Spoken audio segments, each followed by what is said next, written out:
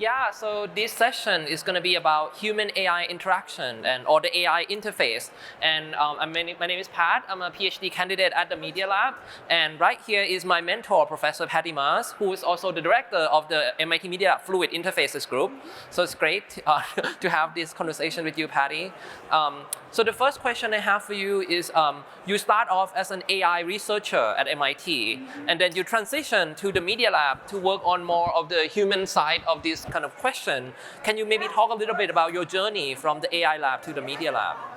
I did my PhD in AI over 30 years ago and in Belgium. And moved to the AI lab, what was then called the AI lab at MIT, now called CSAIL, because that was, of course, the mecca for AI research at that time and still. Right. But after a couple of years at the AI lab at MIT, I decided that I did not necessarily want to develop intelligent machines that one day could replace us, surpass us, that I was much more interested in using these same technologies to augment people, to make people more intelligent, perform at a better level, and so on. So that's actually why I moved from the AI lab to the Media Lab. Right. And I think that that point of view is more relevant than ever today. AI developers today, mostly these days in companies like OpenAI and so on, are especially focused on and obsessed with this goal of AGI. If only we achieve AGI, then the world will be a better place. I think that that is a very naive goal. And it's really unfortunate that all the money is going towards that goal right now. We should think about why we, or what goal we set for ourselves with AI. And I think surpassing people in intelligence and replacing people is one of the worst goals we could set for ourselves. Right. So I really have been advocating for decades that we should instead focus on how do we use these technologies to benefit humanity, benefit people. Yeah, so in your work, you focus on human and augmenting human sort of intelligence. What are some of the sort of interface, or what are some of the projects that you have done in this area that address this? Yeah. So I'm very excited about the potential for these technologies to help people with issues such as health, learning, even memory for the elderly, and so on. So in our group, we mostly take real problems out there and try to think about how these AI technologies can be used to basically benefit people. For example, democratizing learning, making learning more effective by using AI tutors, or helping people with mental health or physical health by using AI systems that get to know them, get to know their particular issues, etc., and that can assist them. Right. Yeah. I think at the time when you came up with this idea of intelligent system and human-computer interaction, there was a huge debate in the community between you and Ben Schneiderman. I think you advocate for the idea of software acting as agent that augment human being, where Ben was talking about direct manipulation. Maybe how does that work, and how is that relevant today? So yeah, it's a little funny. Back in '97, I published a Scientific American article on software agents.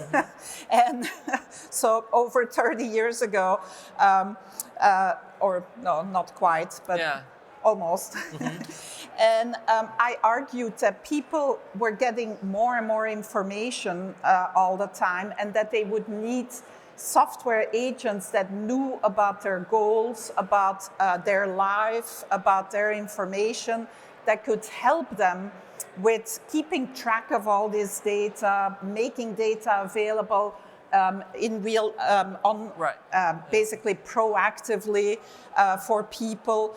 I still think that the interfaces that we use today to access the information world, these smartphones, laptops, and so on, the whole style of interaction is actually not at all perfect or ideal, because it requires that we take away our attention from the situation that we're in, the people we're talking to then look up information that may be relevant or and things like that. So I've always argued that software agents can take a large role in really allowing us to be more present in the moment, Right.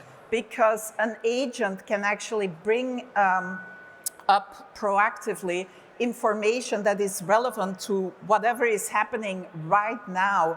Like my phone should know that I'm here on stage in an interview and that it shouldn't be buzzing right now. Right. Or maybe if there is something particularly relevant to what I'm saying, maybe I'll get just one word or something hint from an agent saying, don't forget to mention X or something. So I think there's an opportunity to really rethink our relationship with devices by using AI systems. And in a way, this type of interaction is very proactive in the sense that, you know, the AI not just like wait for you to go and use it, it actually personalized and actually know who you are and kind of understand the context and things like that. Yeah, so we've always been working on agents that are more aware of the user's context, what the user is doing. Are they in a supermarket shopping for whatever, toilet paper? Are they talking to someone? What are they talking about, etc.? Are they reading an email message? And the agent can proactively make relevant information available to the person for whatever the problem is, the issue is that they're dealing with right now. So fast forward, after that vision, now we have this sort of, you know, generative AI agent or a system like that are being deployed and developed. People might argue that if you just make the AI more powerful or smarter, this question will solve itself. But in your case, you still think that we need to focus on the interaction and the interface. Why is that the case? Yeah, so I think AI is not just an engineering problem, even though engineers think so. AI is as much a human design problem.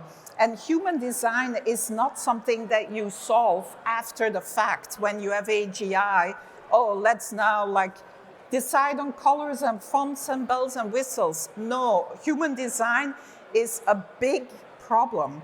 We need people to have the right level of trust in the AI systems that help them. We need people to understand how these AI systems function and why they come up with a particular decision. There are so many human design issues that are incredibly important, and we are finding that with studies that we're doing. For example, people overly rely on AI, especially generative AI, large language chat-like interfaces. They are all very persuasive, very believable. They always come up with a great answer, very believable answer, even though it may be totally wrong and hallucinating.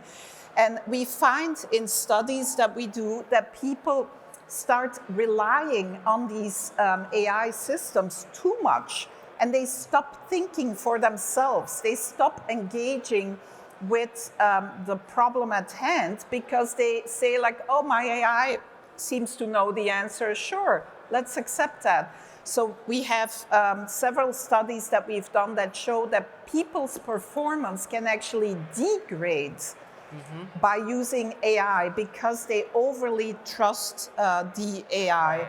So there's a lot of important issues that we have to solve if we want AI deployments ultimately to be successful. And I would argue that most AI deployments will be in the context of people working with the AI, whether they'll only have some minimal supervision and auditing of whatever the AI does versus true collaboration or even mostly the human dealing with the problem. So there will be primarily AI applications for people and AI to collaborate together, not AI operating autonomously, which is why it is so critical that we research how people work with AI and how we can best design these interfaces so that we ultimately benefit from the intelligence of the AI and the intelligence of people. Well, one thing that I think is kind of interesting and a little unintuitive is that people often think that if you have human intelligence and artificial intelligence, put them together, you will have a combined super intelligence. But from study that you mentioned that we have done in our group, we show that people tend to just rely on one intelligence and not using the other one. What are some sort of techniques or some of the interaction method that can be used to actually augment human rather than making human complicit to this system? We for example did a very simple study where we had people judge newspaper headlines and decide whether they were fake news or true news. And we gave some people a correct AI that gives them correct advice and explanations, like, yes, this headline is right or true, and because of these reasons. We gave another group basically a malicious AI that tried to convince you of the opposite of the truth for all the headlines. And then a third group was not using an AI at all.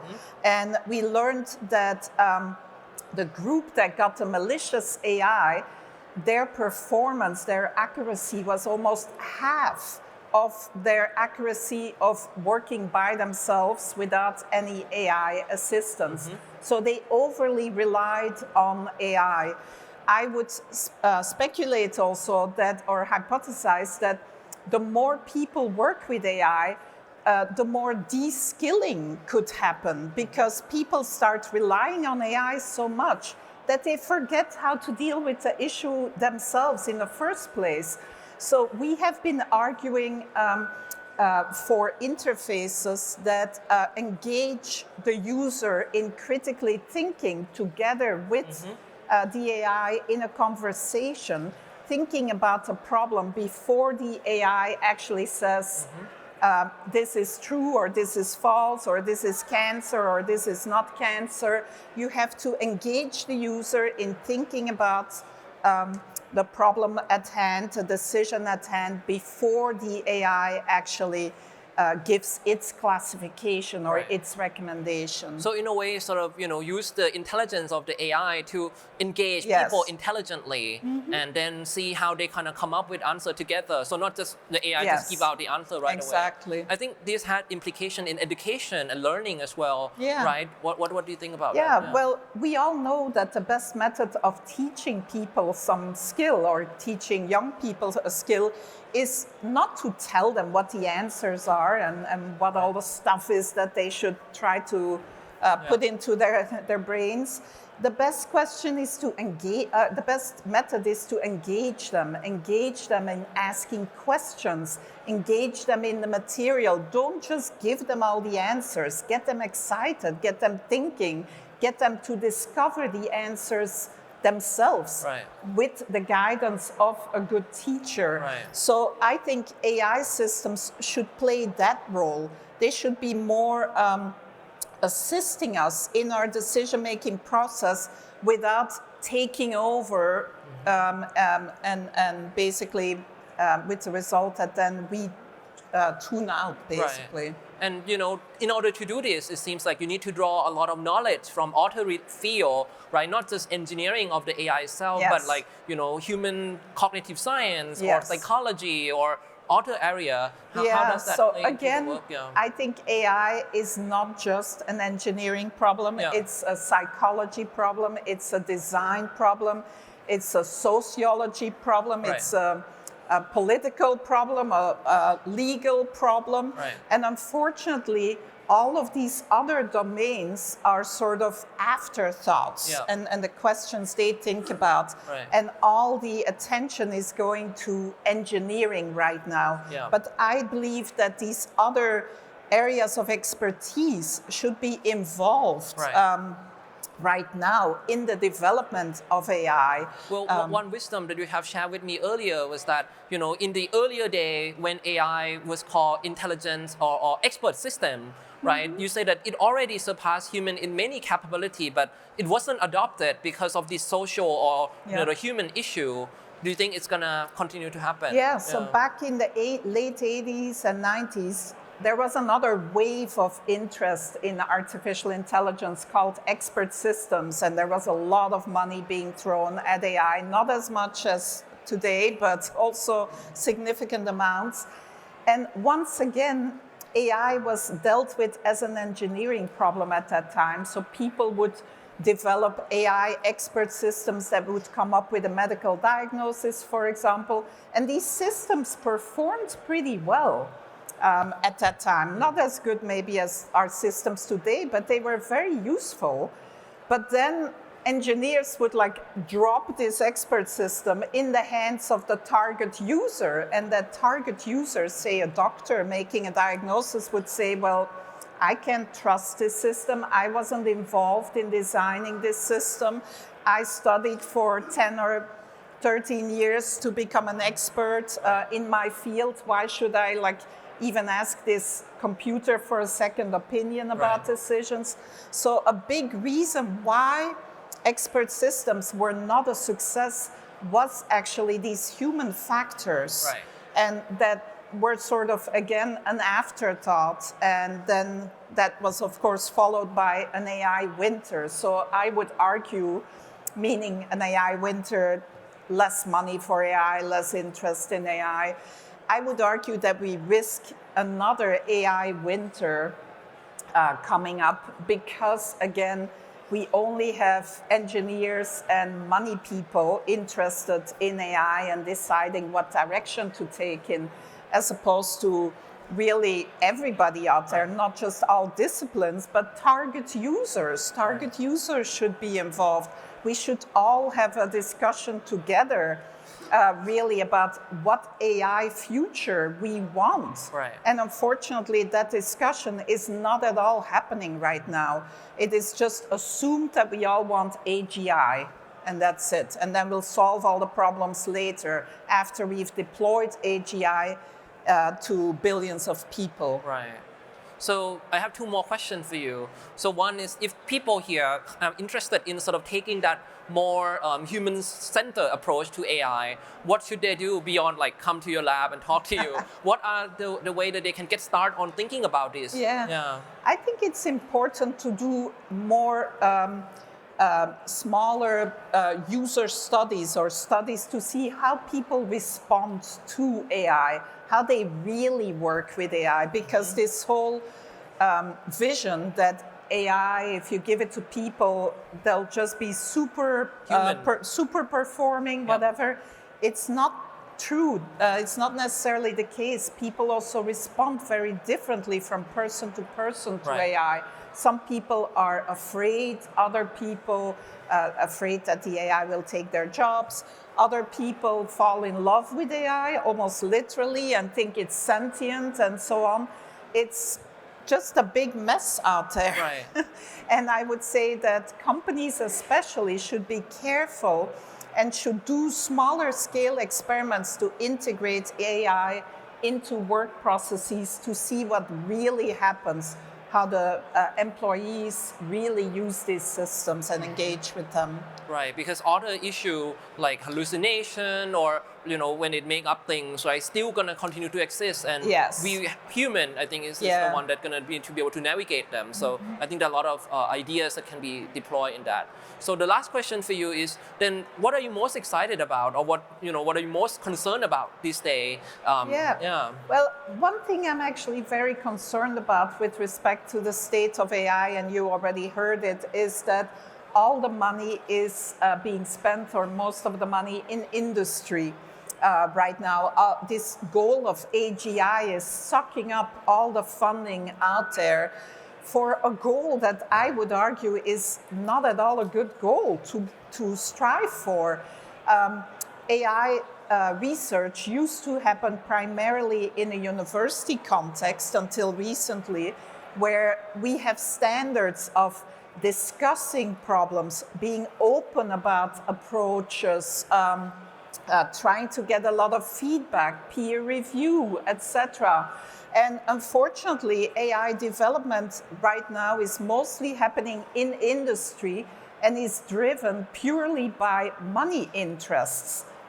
not at all by humanity's interests, I would argue. So that is a big concern that I have about what is happening today. At the same time, though, I am still an AI researcher, and I am excited about the potential for AI, not AGI, but other forms of AI to really benefit education and learning, benefit health, and so on.